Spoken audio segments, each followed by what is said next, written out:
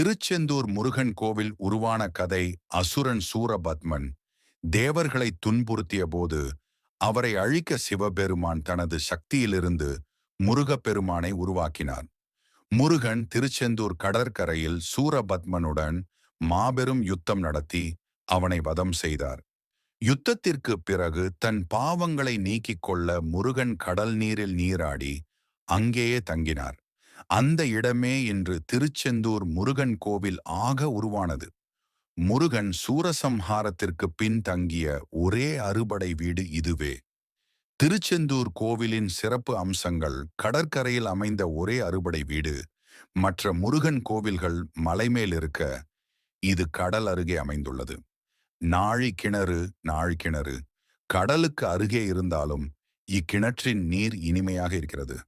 அதிசயம்: சூரசம்ஹார பூமி முருகன் நேரடியாக சூரபத்மனை வதம் செய்த புனித இடம். பக்தர்களின் வேண்டுதல் நிறைவேறும் தலம். கல்வி, வேலை, திருமணம், நோய் தீர்வு போன்ற வேண்டுதல்களுக்கு பெயர் பெற்ற கோவில். ஸ்கந்த சஷ்டி பெருவிழா இங்கு நடைபெறும். ஸ்கந்த சஷ்டி திருவிழா உலக புகழ் பெற்றது. செவ்வாய் மற்றும் சஷ்டி தின மகிமை: இந்த நாட்களில் வழிபடுவது பலன் தரும் என நம்பப்படுகிறது.